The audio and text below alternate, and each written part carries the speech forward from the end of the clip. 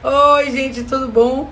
E, gente, nessa coisa do Cláudia Responde, tem chegado algumas questões pra gente e essa semana eu resolvi entrar ao vivo para conversar um pouco com vocês. Eu passei por uma cirurgia nesse período, mas tá dando pra gente entrar ao vivo pra gente conversar.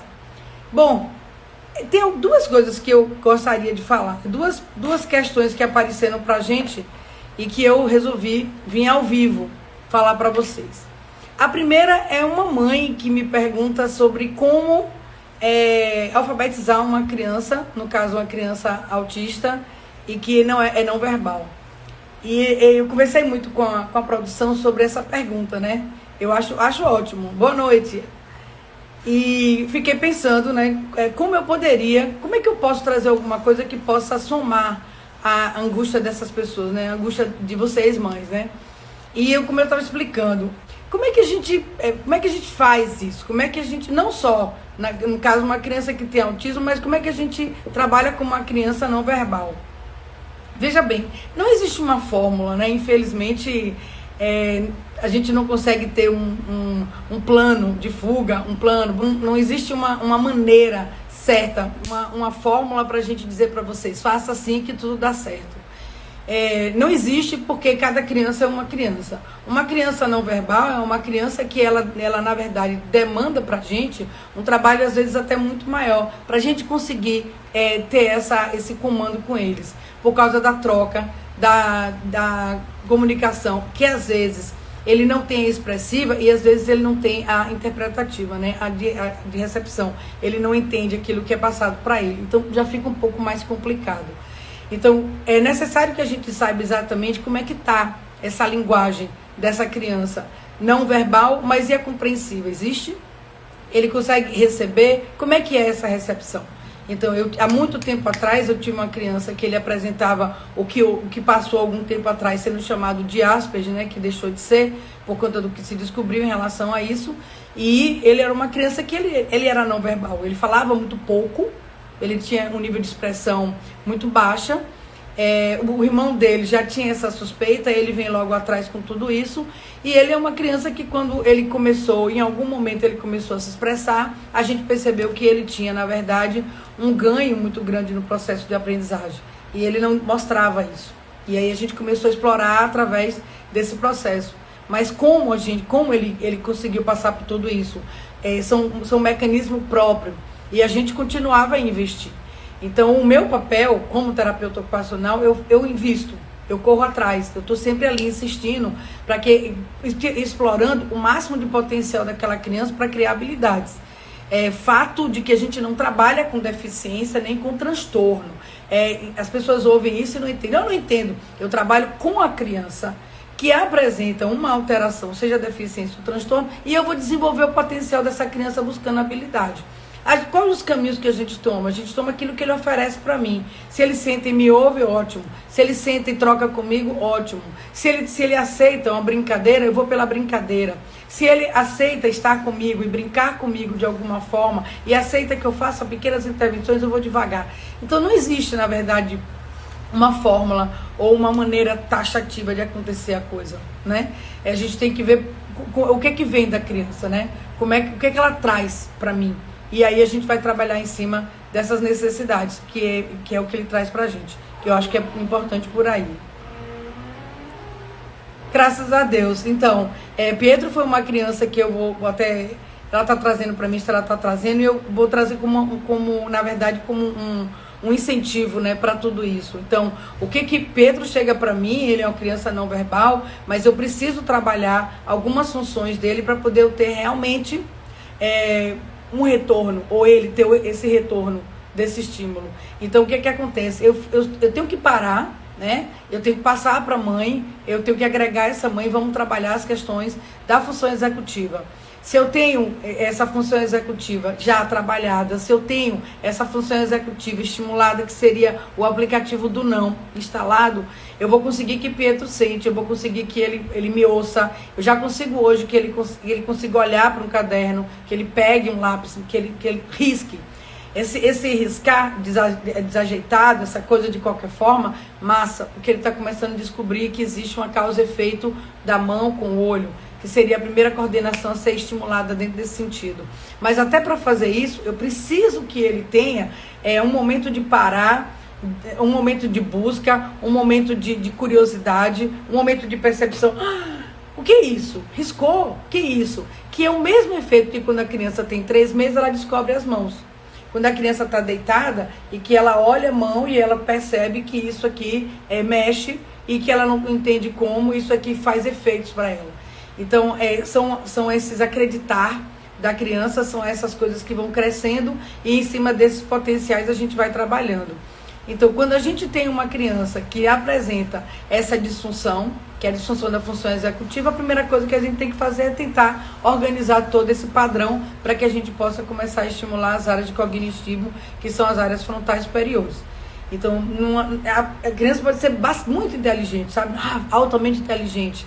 Ela pode até dominar, ela pode ser leve, pode ser nível 1, mas se a gente não tiver todas essas funções organizadas, realmente a gente não consegue ter pelo menos o retorno necessário, ou a criança não consegue passar pelo processo de aprendizagem necessário que precisa para ela avançar.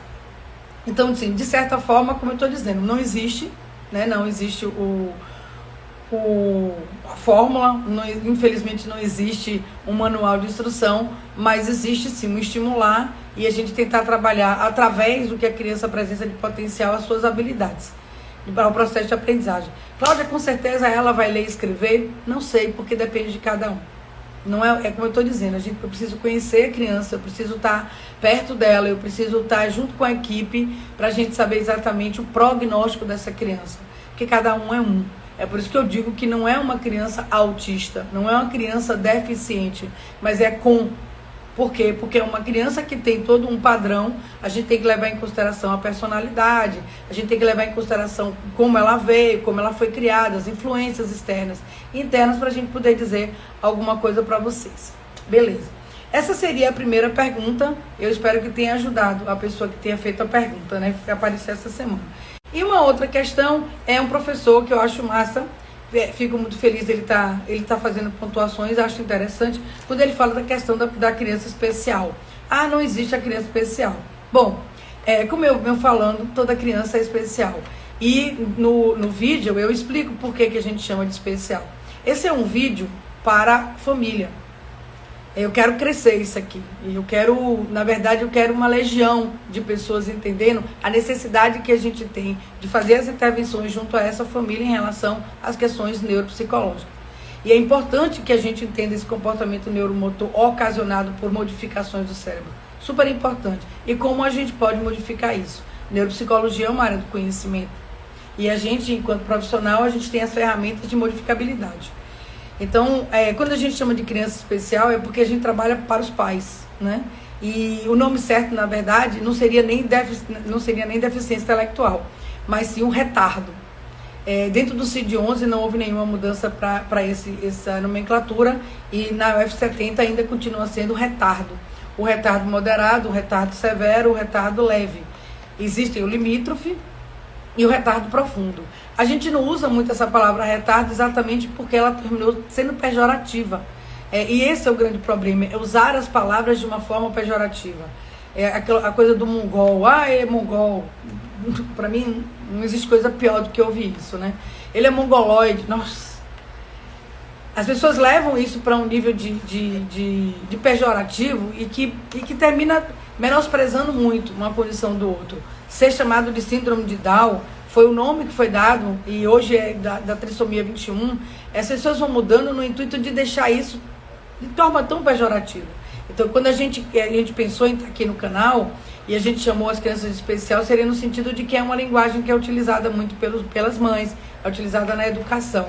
Claro que isso não existe em termos técnicos, mas o objetivo da gente não é ser técnico, né? O canal é para a família, o canal é para você mãe, o canal é para vocês pais, né, que tem filhos, e não só especiais, mas todo mundo que gostaria de ter um filho obediente. Por que eu insisto nessa coisa da obediência? Porque foi a palavra que a gente encontrou, na verdade, de que vocês entendam, de que quando a gente for organizar a função executiva, a gente vai levar a criança a entender o limite. a gente vai estar startando o controle inibitório. E, na verdade, o que é esse controle inibitório? É exatamente aquilo que impede uma criança de ter comportamentos impulsivos.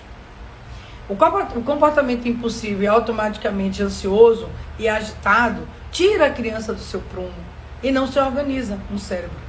E é necessário que esse cérebro tenha essa organização para realmente ela conseguir ter o acesso a essa função que é superior, que a gente chama de funções cognitivas superiores. É super importante que isso seja organizado para que a gente possa acessar. Nós, profissionais, como eu coloco no vídeo, né? Eu não sei nem se já saiu esse vídeo, mas vai sair falando sobre os papéis dos profissionais, que eu achei bem legal falar sobre isso, como da escola, o papel da importância da escola. Aonde fica, né, esse papel? Se a gente consegue mandar uma criança especial para uma escola, onde ela tenha uma organização sistemática do cérebro, fica tudo mais fácil.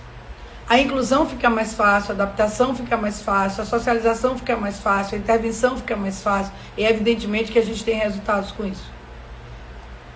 A importância da escola, não vai nem discutir. Ela é óbvia, né? Ela está aí para quem quiser ver. A importância de você ter um acesso onde a criança possa participar de forma coletiva, tendo uma professora, que antigamente era chamada de preceptora por causa do papel que ela traz em relação ao processo de aprendizagem. E esse contato ser efetivamente positivo e a criança, com toda a sua organização mental, absorver isso, meu Deus do céu, a gente quer mais o quê? Alguém pode dizer, mas é especial, gente. Esse vídeo já vai ficar no ar e vai ficar no ar. Eu vou falar todos os dias para você, mesmo que eu esteja ao vivo. Sim e não, e obediência antecede a cognição. Sim e não, entendimento de pode e não pode, certo e errado, antecede processo cognitivo. Ah, é louca. Essa mulher é louca. Não, eu não sou. Por que eu estou dizendo isso? Porque os animais, eles sabem o momento do perigo e o momento de que pode.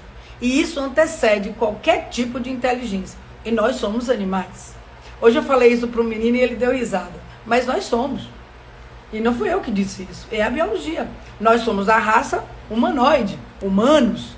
Nós somos humanos. Mas nós viemos e temos todo a nossa concepção, inclusive nossa concepção orgânica do animal.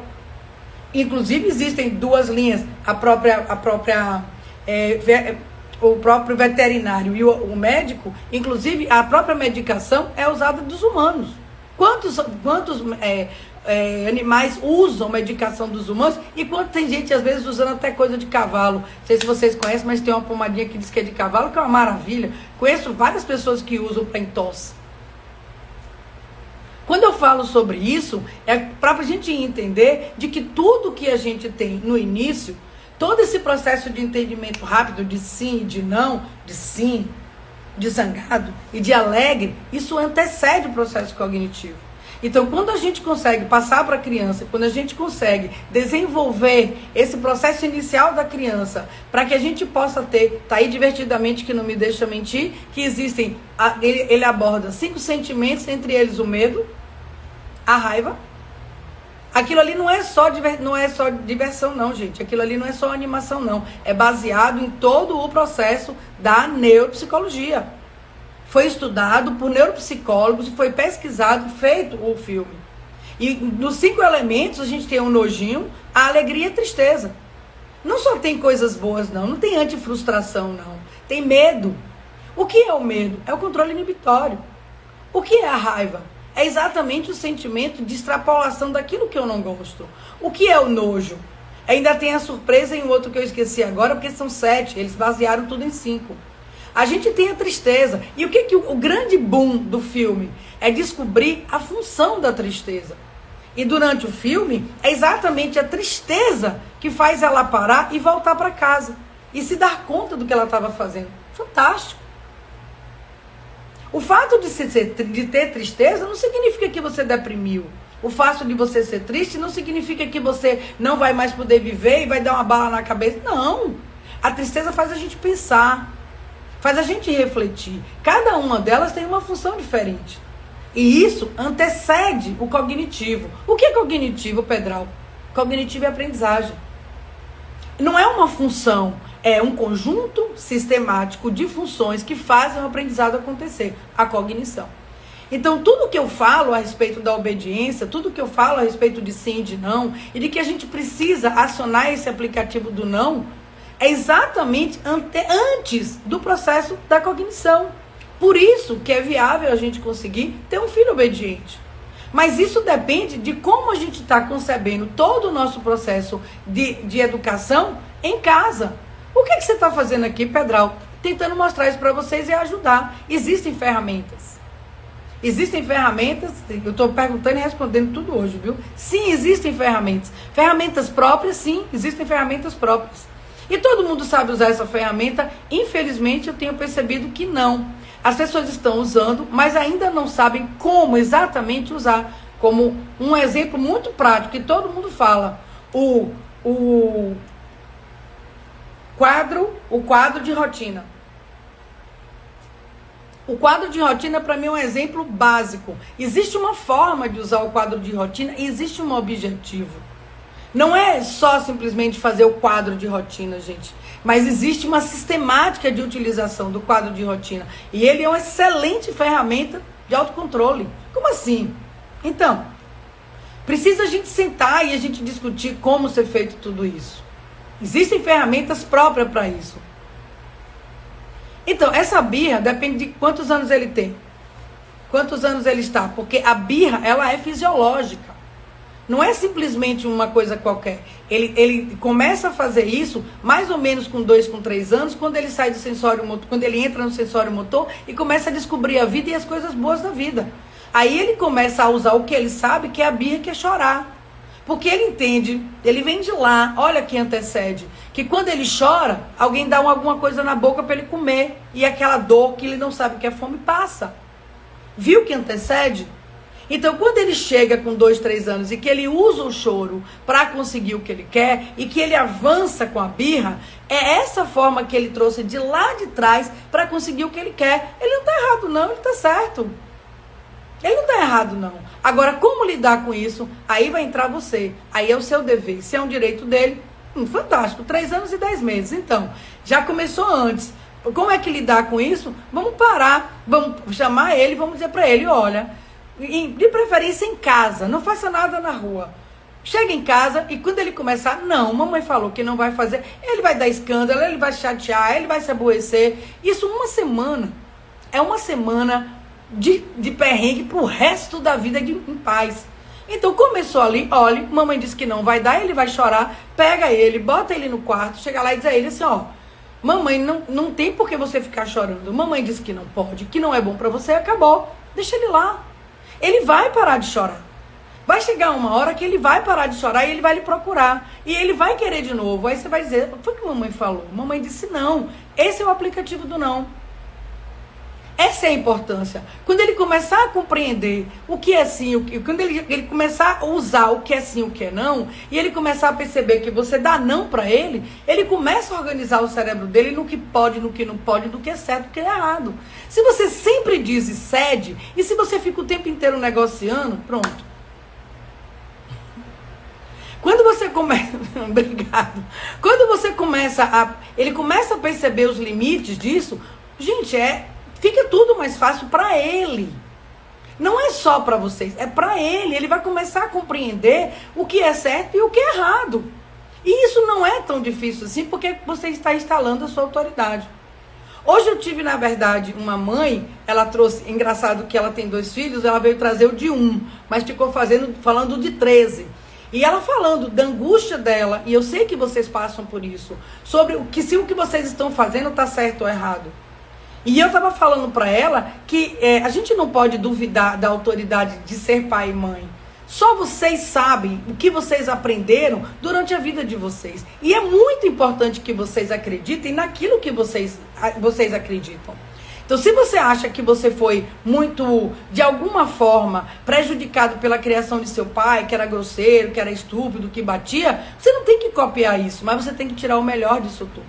Se você acha que sua mãe foi permissiva demais, deixou você e parecia que não te amava, você precisa aproveitar o máximo disso aí e tirar suas concepções. Mas se você acha que o que sua mãe fez foi bom pra você e você é a pessoa que você é, você agradeça a ela, pegue um pouco dessa fórmula, porque também não existe um manual de instrução.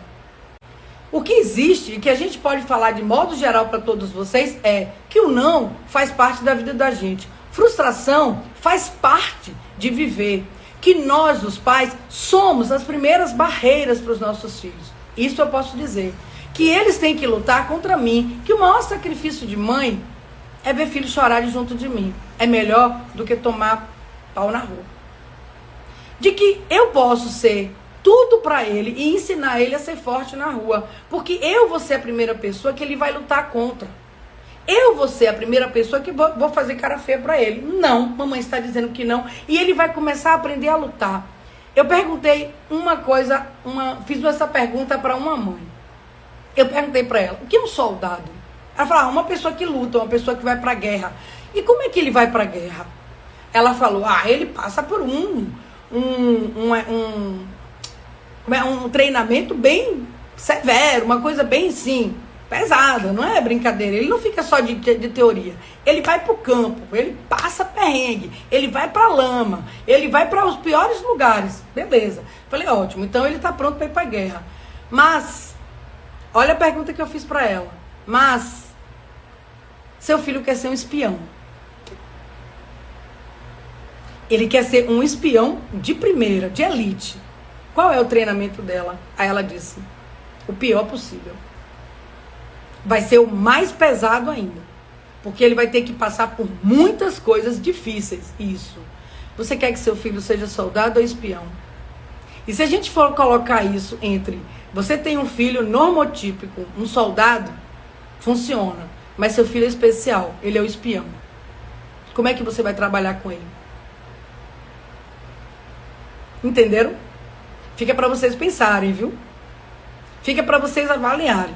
Você quer que seu filho seja soldado ou espião? Se você quer que ele seja soldado, jogue duro. Se você quer que ele seja espião, jogue duro dobrado.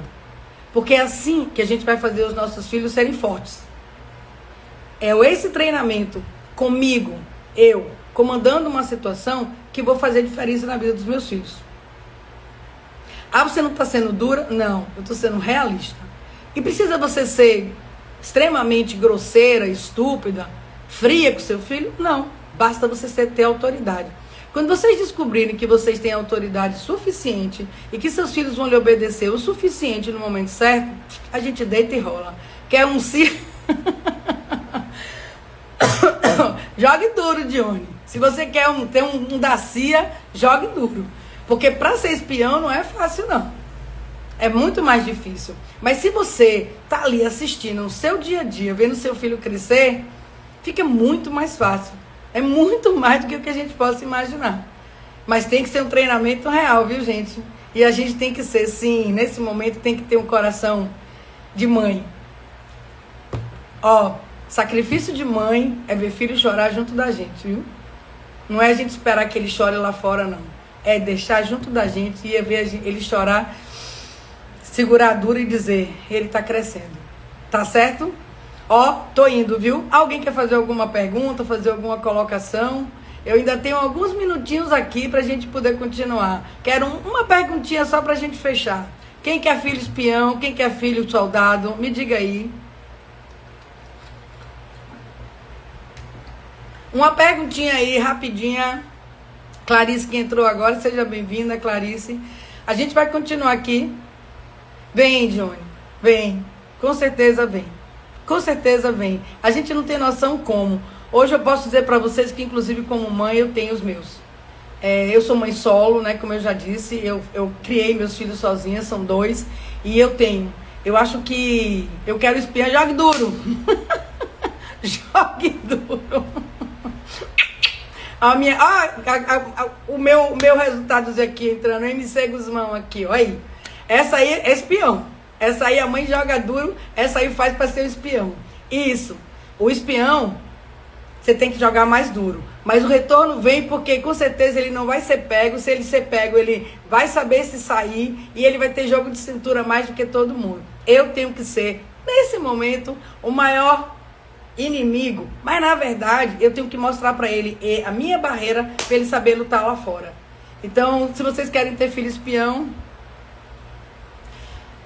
Rivane, por que eles têm? Porque na verdade hoje a gente tem uma internet de influencers e de colocações, onde tudo virou um mimimi. Ó, se depender de mim, eu não tenho mimimi nenhum. Eu acho que tem coisas que são absurdas, como a gente viu aquele pai, não sei se vocês assistiram, na praia pegar uma criança e jogar no chão. Aquilo não tem cabimento, pelo amor de Deus, é só uma criança. Então, assim, eu acho que tem coisas que a gente não precisa ir de 8 a 8 mil. Então, hoje os pais, como eu vi hoje a mãe, fica muito achando que dizer não para os filhos é mexer na essência da criança. Acha que vai mudar a criança. E que ela não... Às vezes, o pai tem muito orgulho de ter uma criança danada, que apronta e tal, e esquece de que, às vezes, ele tenta enganar aos pais. Às vezes, ele tenta ser esperto com os pais. Às vezes ele faz coisas que quer passar os pais para trás. E isso é muito grave isso. Às vezes eles querem ganhar dos pais. E às vezes eles acham que enganando eles vão conseguir tudo o que querem, mas é os pais. Então, do mesmo jeito que os pais ficam com medo de dizer esse não e achar que vão mudar e que vão interferir de uma forma ruim, como a mãe disse hoje. Poxa, será que eu estou sendo muito severa? Não, porque ela tem resultados na escola, o menino estuda, o menino é bem visto, todo mundo fala da educação dele, elogia ele, ela tem retornos, como eu tinha. E hoje eu estava dizendo, eu tinha filhos danados, mas era muito importante, inclusive eu morria de medo, quando eu entrava no elevador, e alguém dizia assim, é a senhora que é mãe de Rafael? Eu já olhava assim, porque eu conhecia, né? E eu ouvia, nossa, que menino educado. Aí eu fazia assim, Caio, eu pensava, porreta, né? Ele faz tudo direitinho na rua, em casa me dá um trabalho. E por que ele me dá trabalho? Porque eu sou exatamente todo o laboratório de vida deles. Eles têm que fazer comigo. E eu é que tenho que legalizar ou não. Eu é que tenho que deixar ou não. Eu é que tenho que dizer pode ou não pode. Sou eu que tenho que fazer isso. E era isso que acontecia. Então, quando eles traziam a situação que eu dizia não, eu tenho que dizer não. E é isso que as mães não fazem. Elas ficam sem saber se aquela informação deve ser processada ou tem que ser represada. Elas não sabem o que fazer. E aí vem a dificuldade de dizer o não. E outra coisa que pesa muito, o Rivane perguntou aí, e que é muito grave. Gente, a gente não precisa do amor dos nossos filhos para amá-los e nem criá-los. É um erro ficar esperando o tempo inteiro ouvir do meu filho que ele me ama porque eu digo sim para ele o tempo inteiro. E agora vem o pior que eu vou dizer para vocês. O sentimento de uma criança cujos pais são extremamente... que cedem o tempo inteiro, que são permissivos, é de rejeição. Cuidado. Uma criança não se sente amada com o pai dizendo sim o tempo inteiro. Ela se sente rejeitada por coisas muito simples. Quando a criança vem pedir que você faz tome, olha a sua mão. Olha para isso. Olha que coisa grave. Leve, tome. Olha o que você faz. Vá. Dá logo, faça, pegue logo, dá logo para ele parar de chorar. Olha o seu rosto. Ó, que coisa triste. Ao passo que quando você diz não, olha onde eu estou olhando. Não. A mamãe disse que é não. O papai disse que não.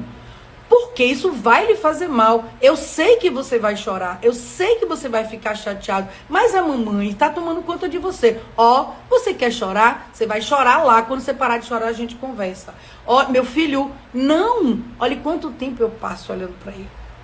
Aí eu fecho com amo essa frase. Quem ama, cuida.